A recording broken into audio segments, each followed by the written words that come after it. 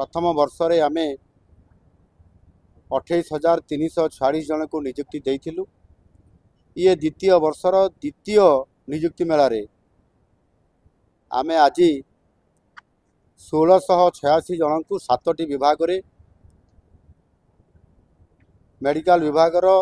Assistant professor ठू आरंभ करी से विभाग रो जो आमर स्वास्थ्यकर्मी जोटा मेल ताकू नियुक्ति देबा एवं ता सहित अन्यान्य विभाग रे मध्य आमे नियुक्ति देइछु। गोटे पटे युवक युवती को नियुक्ति देबा, अन्य पटे सरकार रो समस्त कर्मचारी को तार पदवी को पूरण करला परे बजेट को मध्य पूर्ण मात्रा रे खर्च करिकी ओडिशार विकासर रास्ता को आगु को बढ़ेबा एवं आमर जो संकल्प अच्छी 2036 सुधा समृद्ध ओडिशा गठन करवा से जो मैन पावर आवश्यकता अच्छी ताकू आधार करी आमे ये कार्यक्रम को त्वरान्वित करुछु। आम सरकार आसिला परे आमे जो प्रतिश्रुति देकी आसीथिलु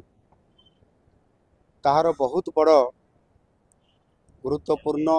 ये प्रतिश्रुति थिला जे आम सरकार आसिला परे युवक युवती मानक शिक्षित युवक युवती मानक नियुक्ति देवा एवं आम सरकार भी आसिला आमे ताकू कार्यकारी करबा पई नियुक्तिर गोटे बड़ सुजोग भी आनिलु। आमर जो प्रतिश्रुति मुताबक प्रथम 2 वर्ष रे 65,000 नियुक्ति सुजोग सृष्टि करिकी समान को नियुक्ति देबु। गत गोटे वर्ष रे प्रथम वर्ष रे आमे 28,346 जन को नियुक्ति देइथिलु। ये द्वितीय वर्षर द्वितीय नियुक्ति मेला रे आमे आज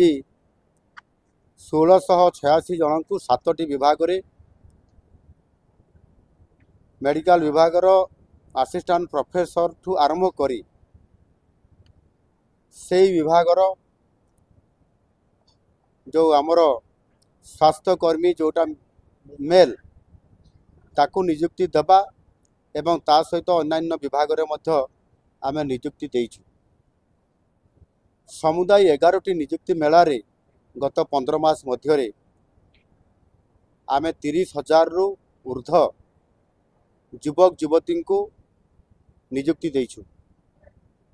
एवं 2 वर्ष भितरे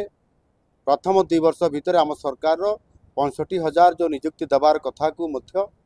आमे आगामी जून मास 12 तारिख भितरे फुलफिल करिवु ताकू पूरण करिवु आ सेथि पई आमर प्रक्रियाकरण मध्य यथारीति चली।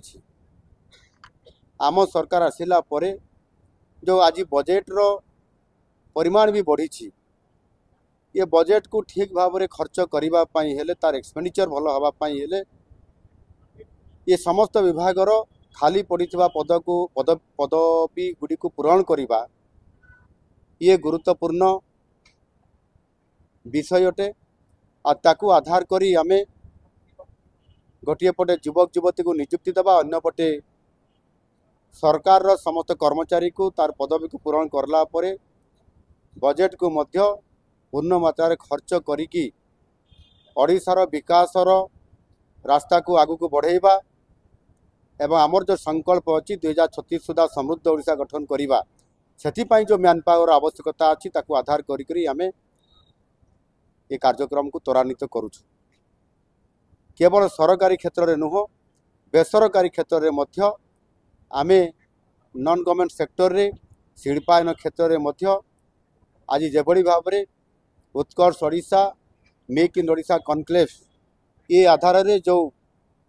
शिल्प प्रतिष्ठा करने निष्पत्ति नहींचु राज्यर आर्थिक स्थिति उन्नति हवा सहित राज्यर भित्तिभूमि उन्नत हवा सहित आमे बेसरकारी स्तर में मध्य से शिल्प मानकरे से शिल्प मानकरे किभली भाव में अधिकरू अधिक नियुक्ति हेबे ताकू मध्य प्राधान्य दउछु एवं गोटे वर्ष अवधि मध्य अर्थात यही 15 मास मध्य आमे 77,000 रु अधिक विभिन्न शिल्प क्षेत्र में नॉन गवर्नमेंट सेक्टर रे आमे समानकु मध्य नियुक्ति प्रदान करैबारे शिल्प मानक माध्यम रे करैछु। ये समुदाय को जदि आमे मिसेबा गत 15 मास भितर 1 लाख रु अधिक युवक युवती को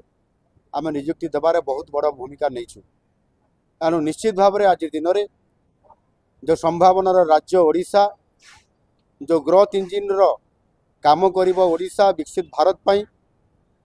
आ 2036 पाई समृद्ध ओडिशा बनैबारे जो बड़ भूमिका नब से ये नियुक्ति प्रक्रिया शिल्पायन भित्तिभूमि जो आवश्यकता अच्छी ताकू आधार करी आम सरकार निरंतर भाव में काम करुछंती। आउ कथारे नुह काम विश्वास रखिक आज आम जहाँ कही 6 मास पूर्वर